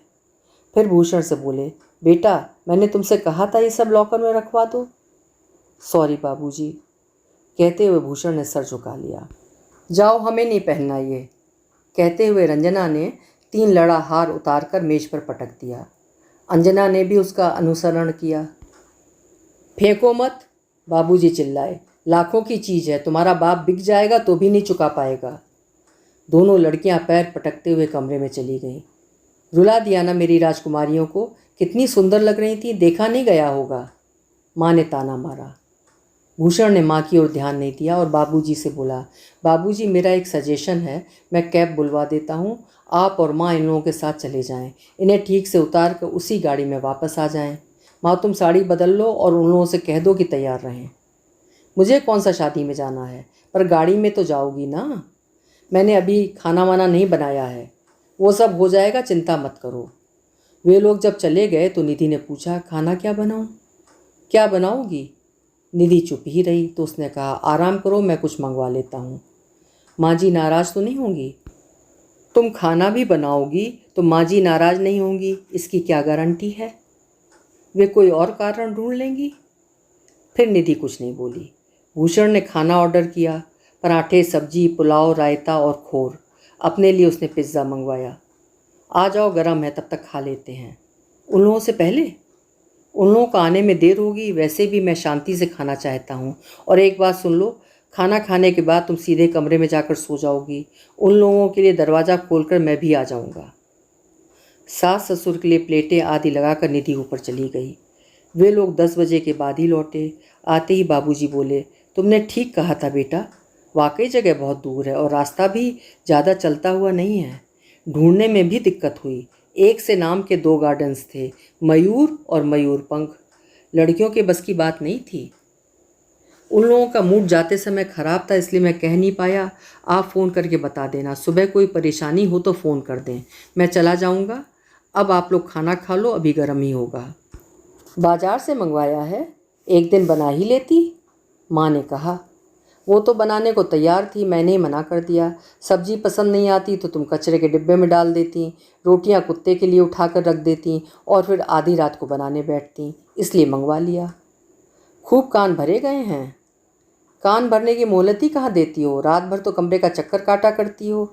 ये जानकारी तो तुम्हारे शिकायत के पुलिंदे से ही इकट्ठी की है मैंने।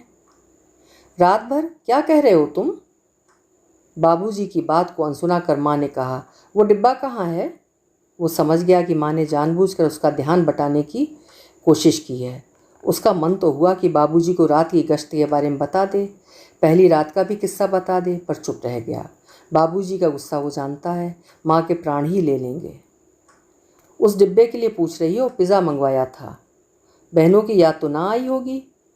भूषण को पता नहीं क्या हुआ, उसने माँ की बाह पकड़ी और उन्हें खींच कर फ्रिज के पास ले आया। अरे अरे, ये क्या कर रहा है, मेरा हाथ तोड़ेगा क्या? माँ चिल्लाई। तब उसे एहसास हुआ कि उसके भीतर का सारा रोष अनजाने ही उसकी पकड़ में उतर आया था। उसने हाथ छोड़ दिया और फ्रिज खोलकर खड़ा हो गया। मुझे मालूम था तुम ये बात ज़रूर कहोगी, इसलिए पहले से इंतजाम कर रखा है। ये डिब्बा रखा है, सुबह अपनी राजकुमारियों को खिला देना। वो ऊपर आया तब हमेशा की तरह सर भन्ना रहा था और जैसी कि उसने कल्पना की थी, निधि पलंग पर चुपचाप बैठी थी। उसकी आंखों में असंख्य प्रश्न थे जिनके उत्तर भूषण के पास नहीं थे।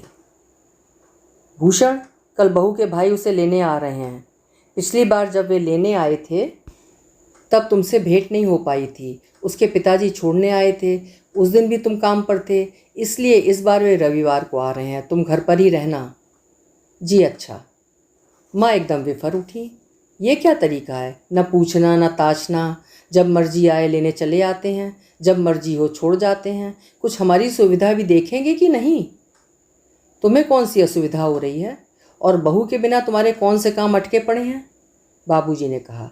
फिर भूषण से बोले, पिछली बार उसके पिता यहाँ से गए थे तो रात के 11 बजे घर पहुँचे थे, इसलिए इस बार वो जल्दी निकल जाएंगे। 10 बजे आएंगे और 11 बजे निकल जाएंगे। बहू से कह दो आज ही सामान बांध ले। और हाँ, तुम अपने साले साहब के नाश्ते का ठीक से इंतज़ाम करना। अपनी माँ के भरोसे मत रहना। ये मुझे ताना दिया जा रहा है ना? पिछली बार उसके पिताजी आए थे तो मुझे लगा कि बेटी के यहाँ का कुछ खाएंगे नहीं, इसीलिए तुमने कोरी चाय परोस दी थी। उन्हें खाना होता तो खाते, न खाना होता तो नहीं खाते, पर साथ में कुछ रखना तो था। 300 किलोमीटर दूर से आया आदमी, उसे चाय पर निपटा दिया। मैं उस दिन इतना शर्मसार हुआ था। अच्छा है इस बार तुम घर पर रहोगे तो गड़बड़ी नहीं होगी। भूषण ने मन में सोचा, ईश्वर करे ऐसा ही हो, पर माँ अगर गड़बड़ी करना चाहेंगी तो उन्हें कौन रोक सकता है? रात को उसने निधि से पूछा, तैयारी हो गई? निधि ने सूटकेस की ओर इशारा कर दिया जो पैक हो चुका था। ये भी रख लो, उसने कुछ पैकेट्स पकड़ाते हुए कहा। ये क्या हैं? कुछ नहीं, छुटके के लिए। क्या नाम है उसका? हाँ, तनिष्क के लिए टॉयज़ और टॉफ़ी, और घर के लिए थोड़ी सी मिठाई। निधि ने वो सामान अपने हैंडबैग में डाल दिया। फिर बोली, ये 2 सूट्स रख के जा रही हूँ, आप दीदी लोगों को दे देना। और कल मैं जो साड़ी उतार कर जाऊँगी वो कौशल्या दीदी को दे दीजिएगा। मुझसे मिलेंगी तो मैं ही दे दूँगी, नहीं तो आप ध्यान रखना। अपनी बहनों को कौशल्या के साथ लपेटना उसे अच्छा नहीं लगा, पर वो कुछ बोला नहीं। और हाँ, अलमारी में एक लहंगा सूट रखा है, डिब्बे में बंद है, इसलिए शायद माँ जी की उस पर नज़र नहीं पड़ी। मैंने एक बार बस शादी में पहना है, यहाँ ले आई थी। अगर रिसेप्शन वगैरह होगा तो ज़रूरत पड़ेगी। अभी ऐसे ही रखे रहती हूँ, जब रंजना दीदी की शादी होगी तब उन्हें निकाल कर दे दीजिएगा। तुम तो ऐसे कह रही हो जैसे रंजना की शादी में तुम नहीं रहोगी। निधि कुछ क्षण चुप रही, फिर एकदम बोली, I am not coming back. क्या? भूषण एक बारगी चौंक गया था। मैं अब यहाँ लौट कर नहीं आऊँगी। मैं तो इस बार भी नहीं आने वाली थी, पर पापा मम्मी ने जोर देकर कहा कि 4-5 दिन में तुमने ऐसा क्या देख लिया? इतनी जल्दी मनुष्य की पहचान नहीं होती है। महीना 15 दिन रहकर देखो, फिर सोचेंगे। अब मैंने रहकर भी देख लिया और मैं इस नतीजे पर पहुंची हूँ कि मेरे कारण घर में बहुत कलह कलेश हो रहा है। माँ बाबूजी की रोज़ झड़प होती है, आपकी और माँ जी की भी नोकझोंक चलती ही रहती है। वे कहती हैं मेरा बेटा ऐसा नहीं था, कभी ऊंचे स्वर में बात नहीं करता था। अब तुम्हारा गुस्सा मुझ पर उतर रहा है। मैं नहीं जानती कि आप मुझ पर नाराज़ क्यों हैं। अपनी तरफ से तो मैं पूरी तरह सावधानी बरतती हूँ, किसी को शिकायत का मौका नहीं देती, पर कहाँ क्या गलत हो जाता है समझ में नहीं आता। हर लड़की के लिए ससुराल एक अग्नि परीक्षा ही होती है। नए लोग, नया वातावरण, नई परिस्थितियाँ, एडजस्ट करते करते पसीना छूट जाता है। मैंने भी पूरी कोशिश की है, पर किसी को खुश नहीं कर सकी। मुझे आपसे कोई शिकायत नहीं है। बाबूजी तो संत आदमी हैं, वो अक्सर पापा की याद दिला देते हैं, पर बाकी लोग मुझसे खिंचे खिंचे से क्यों रहते हैं समझ में नहीं आता। शादी से पहले मैं बहुत खुश थी कि ननदों के रूप में 2-2 सहेलियाँ मिलेंगी। मेरी और भाभी की ट्यूनिंग इतनी अच्छी है कि जो बात मैं मम्मी से नहीं कह पाती उनसे कह देती हूँ। We are just like friends. पर यहाँ दीदी लोगों से कोई इंटरेक्शन ही नहीं हो सका, किसी ने होने ही नहीं दिया। आपको सुनकर अच्छा नहीं लगेगा, पर कौशल्या दीदी ने मुझे जो प्यार दिया उसका 10वां हिस्सा भी मुझे आपकी बहनों से नहीं मिला। माँ जी कहती हैं पैसे दे देकर मैंने उन्हें पटा लिया है, पर पैसे मैं काम के देती हूँ, प्यार को पैसे से खरीदा नहीं जा सकता ना। और माँ जी के लिए क्या कहूँ, उन्हें तो मेरी हर बात से शिकायत है। मेरे रूप रंग से, मेरे व्यवहार से, मेरे दहेज से, मेरे घर वालों से, हर बार वे मुझे एक इन्फीरियरिटी कॉम्प्लेक्स से भर देती हैं। मुझे ऐसे वातावरण में रहने की आदत नहीं है। मुझे आपसे कोई शिकायत नहीं है, but I am very sorry. Please try to understand. हमेशा चुप चुप रहने वाली निधि धारा प्रवाह बोले जा रही थी और वो चकित होकर सुन रहा था। इस लड़की के मन में कितना आक्रोश भरा हुआ था। किसी दिन तो उसे बाहर आना ही था। बार बार सॉरी कहकर निधि जब चुप हुई तो उसका गला भर आया था और आंखें भी। भूषण की इच्छा हुई उसे गले लगाकर प्यार दे, तसल्ली दे, पर हिम्मत नहीं पड़ी। लगा कि यह अधिकार उसने हमेशा के लिए खो दिया है। दोनों लेट गए और लेटे लेटे छत के पंखे को घूरते रहे। विदा की रात थी, पर लग रहा था अब कहने के लिए कुछ बचा ही नहीं है। सारे संवाद शेष हो गए हैं। तभी अचानक एक शोर सा उठा। लगा कि 4-5 चिड़िया अचानक चींची कर उठी हैं। निधि घबरा कर उठ बैठी तो भूषण उसे खींचकर वापस सुला दिया और उसके मुंह पर हाथ रख दिया। वो छटपटा कर रह गई, ना उठ सकी, ना कुछ बोल सकी। मुश्किल से 1.5-2 मिनट वो शोर रहा होगा, फिर एकाएक थम गया और सीढ़ियों पर उतरती पदचाप सुनाई दी। उसके साथ ही बाबूजी की कड़कदार आवाज़ भी। वहाँ ऊपर क्या कर रही हो? उतरो नीचे। साथ ही अंजना की आवाज़ थी। क्या हुआ बाबूजी? कुछ नहीं, अपने कमरे में जाओ। इसके बाद सब कुछ शांत हो गया। भूषण ने अपनी पकड़ ढीली की और निधि के मुंह पर से हाथ भी हटा लिया। निधि ने एक लंबी सांस ली और कांपते स्वर में पूछा, ये सब क्या था? अब क्या बताऊं, मेरी ही खुराफात थी। मतलब? मैंने 1-2 बार ताना दे दिया था तो माँ ने आजकल ऊपर आना छोड़ दिया था, पर मुझे विश्वास था कि आज वे ज़रूर आएंगी। मैं उनकी यह आदत छुड़ाना चाहता था, इसलिए बालकनी की मैट के नीचे मैंने 4-5 रबड़ के खिलौने छुपा दिए थे। सोचा किसी न किसी पर तो उनका पाँव पड़ेगा ही। आवाज़ से वे चौंक जाएंगी और भाग खड़ी होंगी, पर घबराहट में शायद उन्होंने सभी खिलौनों को रौंद डाला। अच्छा खासा हंगामा हो गया। आपको ऐसा नहीं करना चाहिए था। मुझे अगर पता होता कि तुमने वापस ना आने का मन बना लिया है तो ऐसा हरगिज ना करता। माँ को नाहक जलील किया मैंने। पश्चाताप में उसके आंसू निकल आए। I am sorry, really I am very sorry.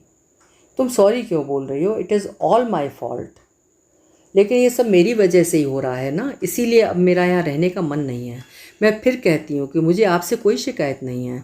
आप और बाबूजी, आप दोनों के कारण मैं इतने दिन यहाँ रह पाई। पर मेरे सहने की भी एक सीमा है ना। There is a limit to my tolerance. Yes, I understand and I have no grudges, उसने सांत्वना भरे शब्दों में कहा। एक प्रश्न बार बार उसके होंठों तक आकर लौट रहा था, क्या तुम तलाक चाहती हो? पर वो इस प्रश्न से ऐसे ही बच रहा था जैसे लोग किसी अशुभ, अमंगल, अपवित्र शब्द के उच्चारण से बचते हैं। सुबह ठीक 10 बजे अविनाश की गाड़ी दरवाजे पर आकर रुकी। उसने बताया कि वो घर से शाम को ही चल पड़ा था, रात में कहीं रुक गया था। सुबह 6 बजे फिर चल पड़ा था, तभी समय पर पहुंच पाया है। सामान उतरवा कर गाड़ी सड़क पार नीम के नीचे पार्क कर दी गई। सामान में मिठाई का एक पूरा डलवा था जिसने पूरी टेबल घेर ली थी। इसके साथ ही एक बड़ा बैग था। बैग खोलकर अविनाश ने उपहार बांटने शुरू किए। बाबूजी के लिए रेशमी कुर्ता पजामा था और माँ के लिए चंदेरी साड़ी। भूषण के लिए सुनहरी घड़ी और सफारी सूट था। सबसे बड़ा नजराना तो बहनों के लिए था, 4-4 साड़ियों का एक एक गिफ्ट पैक। साले साहब के लिए भूषण ने नाश्ते का शाही इंतज़ाम किया था। उसने माँ बहनों से कहना चाहा था कि बस थोड़ा प्रसन्न चेहरा रखें, मुस्कान के साथ अतिथि की खातिरदारी करें तो मेरा श्रम सार्थक होगा। पर उसे कुछ कहना नहीं पड़ा। निधि के घर से आई सौगात को देखकर उन तीनों के चेहरे स्वतः ही खिल उठे। नाश्ता लगते ही बाबूजी ने कहा, बहू रानी तुम भी सबके साथ खा लो और ऊपर जाकर अपनी तैयारी करो। सामान तैयार हो जाए तो आवाज़ दे देना। थोड़ा सा मुंह जुठार कर निधि ऊपर चली गई। भूषण भी साथ जाना चाहता था पर संकोच के मारे बैठा रहा। नाश्ते के बाद सब लोग ड्राइंग रूम में आ गए। ड्राइवर के लिए बरामदे में नाश्ता लगा दिया गया था। वो खाकर जाने लगा तो बाबूजी ने कहा, भूषण उसे थोड़ी देर रोक लो, ज़रूरत पड़ेगी। भूषण ने भी सोचा कि निधि की बैग गाड़ी तक ले जाने के लिए किसी की ज़रूरत तो पड़ेगी ही। जब सब लोग व्यवस्थित होकर बैठ गए तो बाबूजी ने गंभीर स्वर में कहा, अविनाश बेटा, हम तुम्हारी तरह बड़े आदमी नहीं हैं, पर इतने गए गुजरे भी नहीं कि हम खैरात ले लेंगे। अंकल, आप ये क्या कह रहे हैं?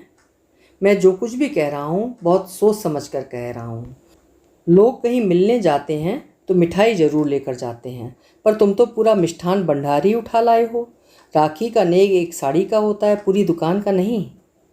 अंकल, मम्मी ने राखी, तीज, दशहरा और दिवाली की 4-4 साड़ियाँ रखवाई थीं। फिर मकर संक्रांति, होली, गणगौर, इनकी भी तो चाहिए ना। देखो, हम तुम्हारा अपमान नहीं करना चाहते, इसलिए एक एक साड़ी मैं रख लेता हूँ, बाकी गाड़ी में रखवा दो। भूषण, मिठाई का एक पैकेट निकाल कर बाकी सब भिजवा दो। अंकल, कम से कम मिठाई तो रहने देते। नहीं, मैं यहाँ बांटता फिरूंगा, इससे अच्छा है तुम ही कहीं बांट दो। एक बात और, आज तो हमने तुम्हारा मान रख लिया, पर अगली बार जब आओ तो केवल अपनी बहन और बहनोई के लिए ही सौगात लाना। पूरे घर की पहरावनी करने की ज़रूरत नहीं है। अविनाश के पास अब कहने के लिए कुछ नहीं था। उसने चुपचाप सारा सामान ड्राइवर के हाथ गाड़ी में रखवा दिया। तब तक निधि भी आ गई थी।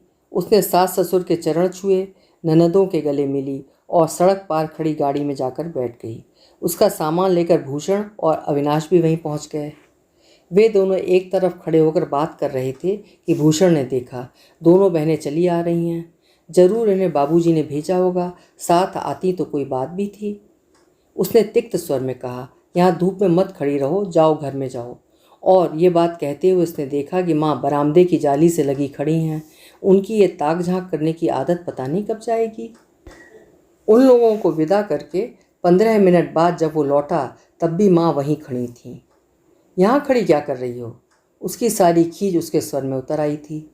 देख रही थी इतनी देर क्या बातें हो रही थीं। मियाँ बीबी की बातें तो सुनती ही हो, अब तो मैं साले बहनोई की बातों में भी रस आने लगा। कहते हुए वो कमरे में आया। देखा बाबूजी दोनों हाथों से सिर पकड़े निश्चल बैठे हुए हैं। उसने महसूस किया वो भी जब बुरी तरह परेशान होता है तो इसी तरह सिर पकड़कर बैठ जाता है। ये आदत उसने शायद बाबूजी से ही ली है। उसकी आहट पाकर बाबूजी ने सिर उठाया, पूछा, वे लोग गए? जी। कब तक पहुंच जाएंगे? बाबूजी पूछ ही रहे थे कि रंजना ने साड़ियाँ उठा लीं। बाबूजी एकदम चीखे, रखो नीचे, खबरदार जो हाथ लगाया। रंजना सहम कर पीछे हट गई थी। बाबूजी का गरजना जारी था, माँ बेटी तीनों मिलकर बहू की अलमारियाँ खंगालती रही हो, इसीलिए वो साड़ियों का गट्ठर मुंह पर फेंक गया। उस दिन तुम्हारी माँ ने मिठाई का ताना दिया था, इसलिए पूरी दुकान यहाँ उठा लाया। वे लोग भी सोचते होंगे कैसे मंगतों के यहाँ लड़की ब्याह दी है। सच, जिंदगी में इतना शर्मसार कभी नहीं हुआ था मैं। सारी इज्जत का कचरा करके रख दिया। बाबूजी के एक एक शब्द से उनकी तिलमिलाहट जाहिर हो रही थी।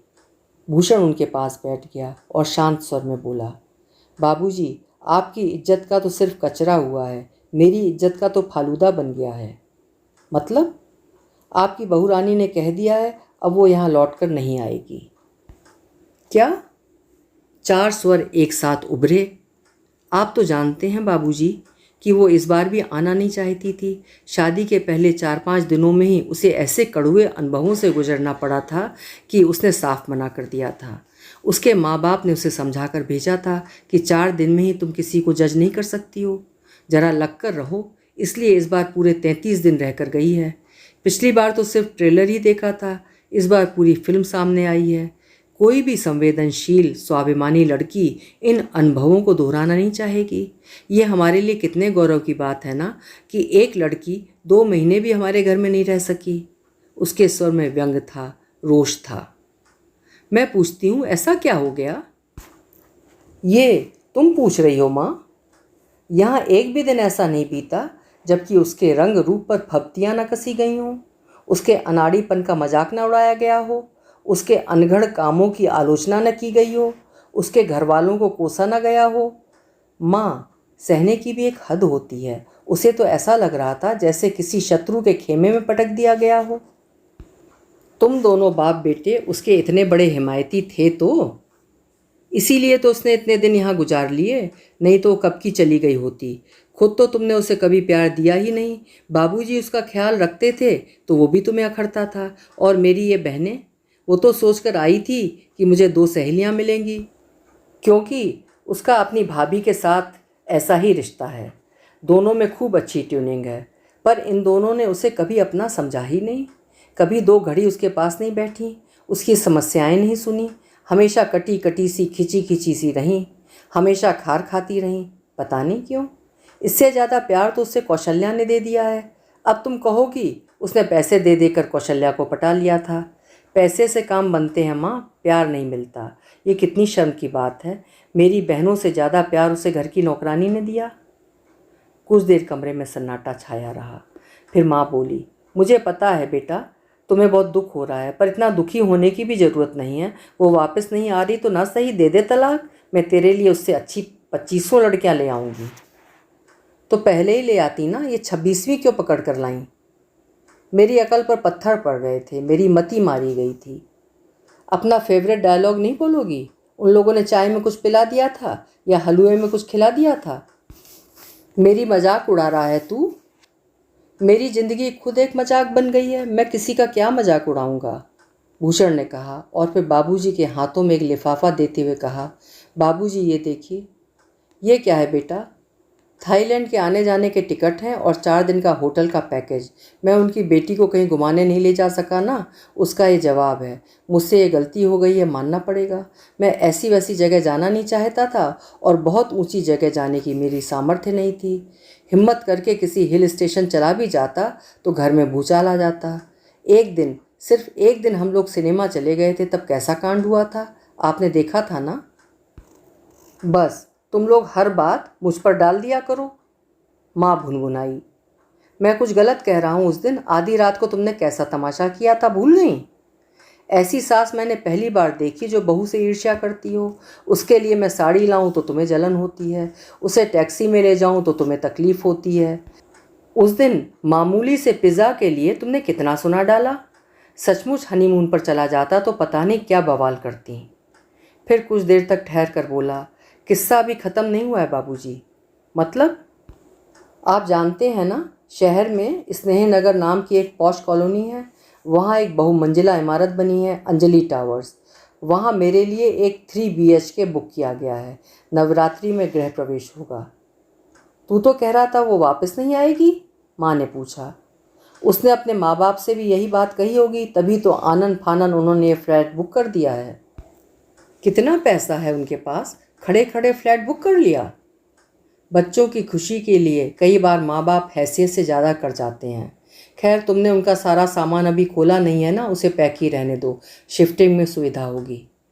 बाबूजी बोले, बेटा तुम्हारे कमरे में जो भी सामान है उन्हीं लोगों का दिया हुआ है, वो भी ले जाना। जी। तू वहाँ रहने जाएगा? माँ ने पूछा। तो क्या वो अकेली रहेगी वहाँ?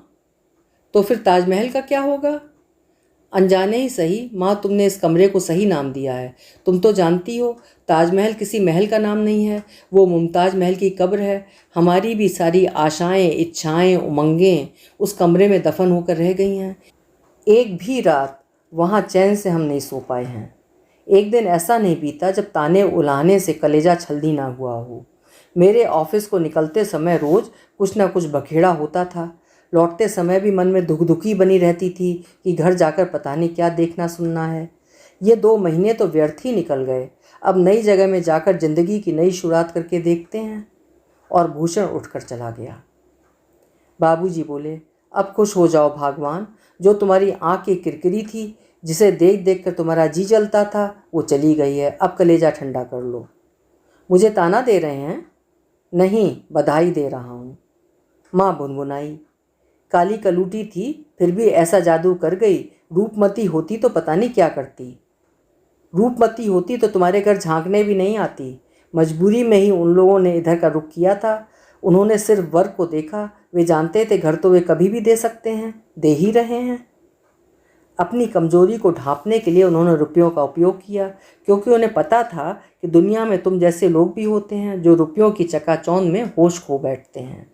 उन्हीं रुपयों की लालच में तुम उनकी साधारण रूप रंग वाली कन्या को ब्याह लाईं और फिर पहले दिन से उस पर व्यंग बाणों की बौछार करके उसका जीना मुश्किल कर दिया। तुम भूल गईं कि तुम्हारे भी 2 बेटियां हैं। तुम्हें उनकी सुंदरता पर नाज है, पर तुम्हें ये पता नहीं है कि शादी के मार्केट में रूप नहीं, रुपया चलता है, जो उनके बाप के पास बिल्कुल नहीं है। अगर उन लोगों को तुम जैसी खूसट सास मिल गई तो पूरी ज़िंदगी ताने ही सुनती रहेंगी। अपनी ही बेटियों को बद्दुआ दे रहे हो। मैं क्या बद्दुआ दूंगा, बद्दुआ तो बहू के माँ बाप दे रहे होंगे, और वो फल भी रहे हैं। पहले घर की लक्ष्मी रूठ कर चली गई, अब बेटा भी जा रहा है। अब तुम आनंद करो। अभी आप सुन रहे थे मालती जोशी जी का लिखा हुआ लघु उपन्यास ये तो होना ही था। विवेकशील पुरुष पत्नी के सम्मान के लिए अपनों से भिड़ जाता है। उसका स्नेह और संबल पत्नी को टूटने नहीं देता, हारने नहीं देता, क्योंकि पति का हाथ अगर पीठ पर हो तो वो बड़े से बड़ा दुख आसानी से झेल जाती है। मालती जोशी जी ने कितनी खूबसूरती से इस कहानी में हमें इस सत्य से अवगत कराया है। आशा करती हूँ कि आपको भी ये उपन्यास पसंद आया होगा। फिर मिलेंगे। आपका समय शुभ हो, मंगलमय हो।